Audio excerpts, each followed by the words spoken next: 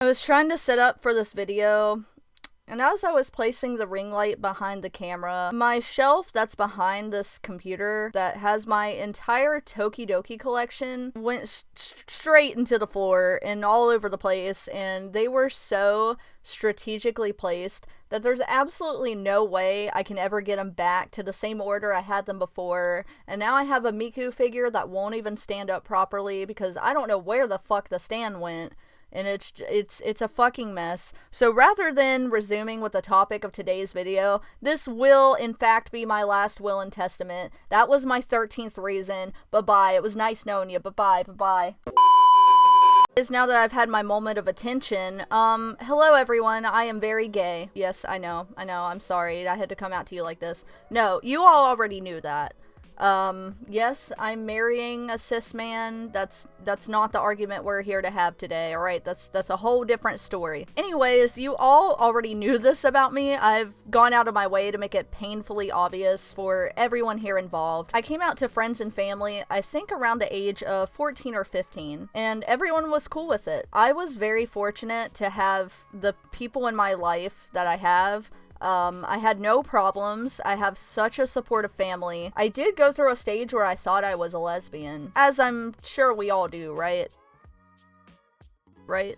And then a little bit later on, I discovered the term pansexual, which I'm just learning is controversial for some reason. Again, that's a different topic of discussion. We can get into that if you want to. Anyways, once I learned this term, I sort of stuck by it in my identity. I don't really care about gender, I like people. I love the inclusivity that the term seemed to have, and it's really funny how I didn't notice the irony in this identity of my sexuality and how it would affect me later on down the line.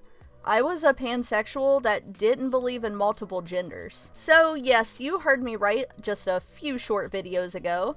Last year, and actually probably less than a year ago, I was in the back room at work having a conversation with a friend of mine. I would ask her, can you explain gender as a spectrum to me? It's something that I just don't understand. And she did her best. Now, I often struggle with a black and white sort of thinking, as many people do. I asked her, don't you think that this has the potential to invalidate you as a trans woman? And I could see her frustration, but she knew that I meant no harm. I was trying my hardest to change my mindset. I was introduced to the idea of one being non-binary as a teenager, and this was back when the internet was a lot more crude and generally less accepting. Those that preferred they/them pronouns were laughed at, especially if they presented in a way that was closer to a masculine or a feminine binary rather than appearing vague and androgynous. But this was a concept that I was able to grasp, you know? You're either a man, you're a woman, you're neither, or you're both. It made sense to me. And of course, being Little Miss English major, I was one of the first people on board with the whole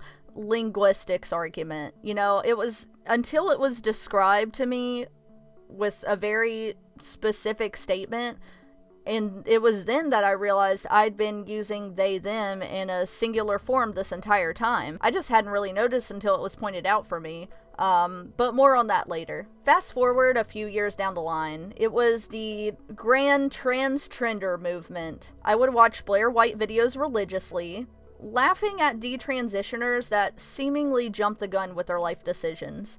I was angry at the blue hairs and the pronouns in bio because I felt that they were actively harming my trans friends. I felt like because of these people that appeared to be on some sort of collective bandwagon, my real trans friends were struggling. They were being laughed at in the streets. They couldn't get the help that they needed. But why was I so bent out of shape about something that didn't seem to affect me personally? Why was this kind of validation something that I reached for? Because none of this applied to me, right? I started to get really curious about genders that fell outside of the binary about 2 years ago. It all started at a party where a friend of mine who does identify as non-binary was being completely bombarded with my ignorant questions. Again, I am very fortunate to have people in my life that take the time to help me understand rather than just writing me off as a bigot. I think that they could sense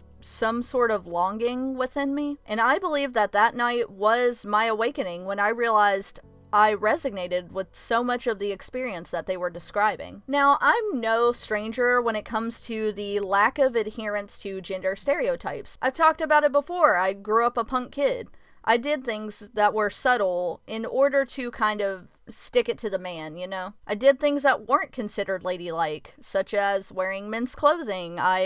I still today carry a chain wallet in my back pocket. I spit, I curse, I drink beer instead of fruity, girly drinks when I go to the bar. And do not get me started on bathrooms, okay? Like, the other night I was at a bar, it was like around Halloween, and there was this pissed drunk dude, and we're all standing outside waiting for the bathrooms, and he comes shoving past us, and the second one guy comes out of the bathroom, he like runs in there, and he comes out, and I'm ready to fucking fight him, because I'm like, bro, you got a line of people that have to piss, and he's like, well, that sign says women, and the thing about these bathrooms is, the two bathrooms, one has a sign that says restroom, one has a sign that says women. Ah, yes, the two genders, restroom and women. Like, obviously, it's at the end of the day, it's a fucking room with a toilet. Like, how fragile are you as a man that you can't go into one single person restroom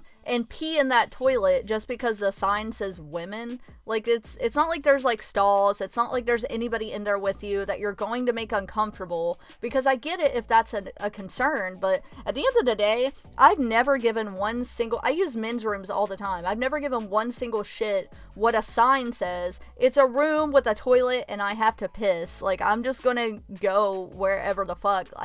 Literally, who cares? That is so fucking stupid. That is so stupid.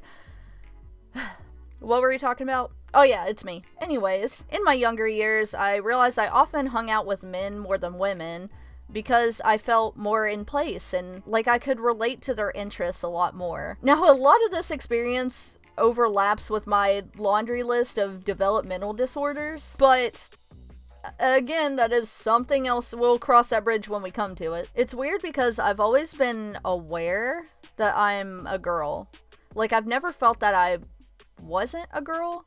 It's just like I wasn't a real girl, if that makes sense. It's like I've been working super hard my whole life pretending to be one, and sometimes overcompensating with like super feminine looks. I don't have any kind of dysphoria with my body, except I did always wish my chest was a little smaller. No, that's just personal reasons. But I'd be lying if I said there weren't times as a child where I thought, I wonder if I was supposed to be born a boy. And this realization has hit me in adulthood.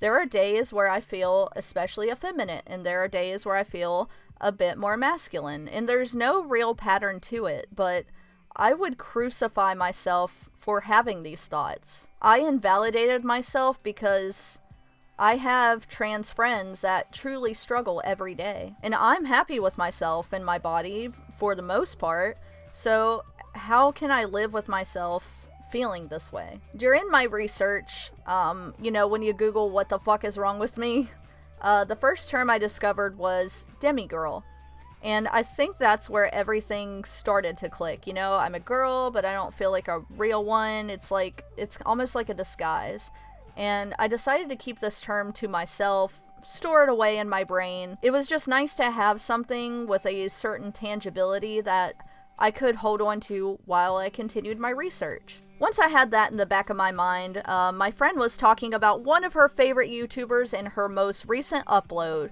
The name sounded familiar, so I looked it up. ContraPoints. Now, before you unsubscribe solely based on the mention of the name, hear me out. ContraPoints gets a lot of flack for coming off as a trans medicalist, but I literally do not know how, because that woman's video, the one that is entitled Trans Trenders, literally broke the chains for me.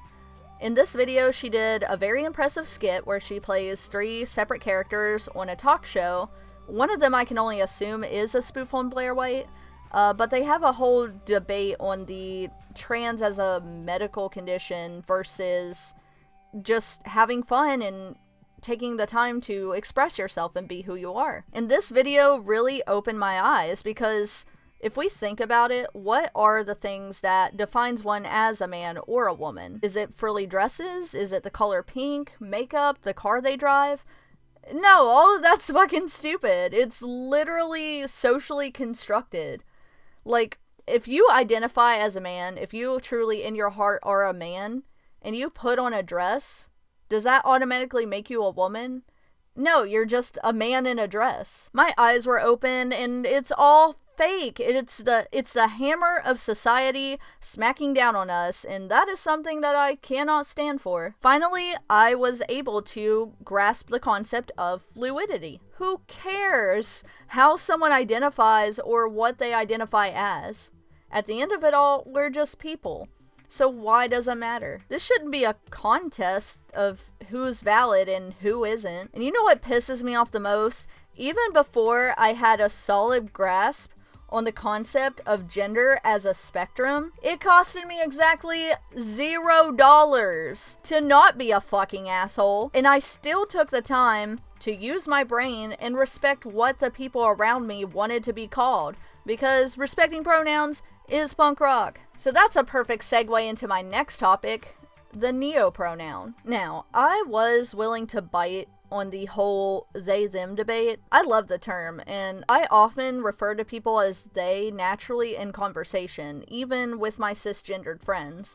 I feel like it's a good default setting in my brain. But one thing that I was willing to take to my grave was the use of neo-pronouns. But someone, again, on Twitter made a very valid point, and it kind of opened my mind to the idea. Now, if I go to someone's profile, for the sake of example, and they have their preferred pronouns listed as he, Z, and star. So Z and star are neo-pronouns, and since I'm not used to using those in my day-to-day vernacular, I may resort to using he. And I will suck my own dick about the ordeal because, hey, they said it's okay to use he, I'm not being disrespectful. And I can concede that the use of neo-pronouns, it takes thought. It can be a bit clunky. It's not something that we're used to doing. But you know what? That sort of logic is the exact same shit the anti-they-themers are trying to spew on all of us. It's just not true. They-them is still fairly ostracized in the mainstream world, but luckily we've worked hard enough at it collectively that it's becoming more and more widely accepted, is it not? As far as pronouns outside of the binary go, it's probably the most widely used. That's exactly how these things work. Even if you think it sounds silly, if you take the time to actively think and practice, you can work those neo-pronouns in. And I'm trying really hard to practice what I preach here because I know I don't always do that. But I'm getting better with it every day. And the thing about language is, it's already all made up. We can invent new slang terms every day to use on social media, but you can't take the time to learn about terms that have already previously existed for sometimes thousands of years. Like, make it make sense. It's really, what's the difference if you actually think about it? And I promise you, if I, of all people, can change my entire mindset on this topic, then I feel like anyone can educate themselves. I promise you, when this channel started, I was definitely not on board with any of this. So recently, I pulled all of these little terms out of the back of my brain, and I started experimenting with them. I added they in my social media bios, mostly trying to pass it off as some sort of normalization movement, you know, like, look at me, I'm standing with you. But I refuse to truly apply any of this to myself. I wasn't ready to be out about who I felt I really was. But here I am now, bitches. I'm here, I'm queer, and if you got a problem, you can just unsubscribe right below. There you go. I had a talk with my friends. I asked them if they could slowly start incorporating the pronoun change. I asked them about what their comfort level was, totally ignoring my own. Luckily, everyone was really great about it, and even if they didn't understand how I was feeling, because it wasn't something that they could relate to, they still did their best to empathize, and I'm very, very fortunate to have that. I'm still not sure if there's any specific label I could tack onto myself. I mean, demigirl, non-binary, gender fluid, All of these are terms that I feel like I can identify with. But none of that matters really, because I've never been one for labels. I don't like to be put in a box. So for now, my name is Casey. You can call me she, you can call me they, you can call me a creature of the night, you can call me whatever. At the end of it all, it's all just me. Like, I'm just me. Just a silly little guy. Just a funny little lad. A gremlin you shouldn't feed after midnight. Not everyone gets the support that I've been shown throughout my life. So what I want you to take away from this is to please, please, please take the time to listen to your friends and your family. Even if you think it sounds stupid or silly, give it a shot anyway. You might feel weird for referring to your partner as it on request, but this isn't about you or how you feel. And you know what? Maybe further down the line, someone changes their mind about who they are and their identity. And there is absolutely nothing wrong with that. Everyone deserves a chance to express themselves and to figure out who they are. Some people die without that sort of liberation, and I don't think you want to be the cause of that. When someone corrects you about a name change or a pronoun or a gender, you just acknowledge it, accept it, and move on. Do better. If you have to practice with your dog, do that. Look, I feel like animals are a great example of gender being a social construct, because animals have no gender. Hear me out for 5 minutes. Hear me out. Okay, so I have 4 dogs. 2 are female, 2 are male. And that's what they are. Alright? But when I'm referring to my dogs, Steven and I often refer to them as it. And it's something we've just always kind of done. There's absolutely zero thought that goes into it. But the more I tried to think about it, it was like, why do I refer to them as such? And here's an example. It's going to be very cringy. This is how we talk about our dogs. Aw, give Frankie its ball. You know Frankie likes its ball. Can you open the door for Bean? You know that it likes to sit in the sunshine. And you don't think much about the use of it as a pronoun placement in those examples, because these animals have no gender-defining characteristics. Aside from genitalia, I guess, which I think we as a society have already collectively established the difference between sex and gender. But it's not like Bean wakes up, puts on a frilly dress, puts on her makeup, and spends her day watching true crime videos with her pumpkin spice latte, right? No, because she's not a girl, she's a fucking dog. She just is. And I think that we need to look at people through the same sort of lens. Like, why do I have to be a girl, right? Why do I have to be a chick or a woman or a lady? Why can't I just be a person? Why can't I just be me? None of that sounds very punk rock if you ask me. That is not my style. And I may not know entirely what I am, but I do know who I am. And you may or may not respect that, but that's not going to stop me from existing. I don't think I'd identify myself as trans or anything either, because like I previously stated, I'm enough of a girl, I think. I mean, I'm at least woman adjacent. And lastly, if you still refuse to accept the use of they as a singular form, let me paint you a little picture here. This was the example that hit the nail on the head for me, and I have changed the outlook of multiple people in my life with this single analogy, okay? So say you're driving and there's a car next to you. Now you can't see who's in that car. It could be anybody. It could be a man, it could be a woman, it could be your uncle. That's a joke I shouldn't make. It could be a fucking blind turtle in that passenger seat. You don't fucking know. So say they're fucking riding your ass and they zoom over, they come in and they cut you off, right? You're pissed. Now, it's probably your instinct to say, hey, they cut me off, right? Congratulations, you just used they in a singular form as a pronoun. Yeah, you've been doing it the whole fucking time, but you're too goddamn stubborn to admit it. So fucking shape up or ship the fuck out, buddy. I'm sick of it. While I know it's exhausting to go out of your way to use your own voice, because oftentimes it feels like you're talking to a wall, please do not stop, okay? Not everyone is willing to do their own research. Sometimes you need to take the time to talk people through these topics. I know that these are touchy subjects, but we cannot expect anything to change if we just leave it up to everyone to figure it out for themselves.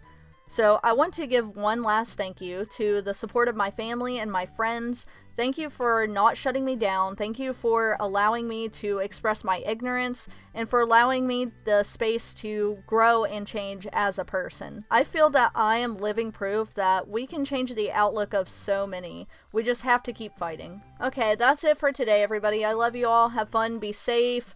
Be gay and do crimes, but be sure to look both ways before you cross the street, and I will see you in the next one.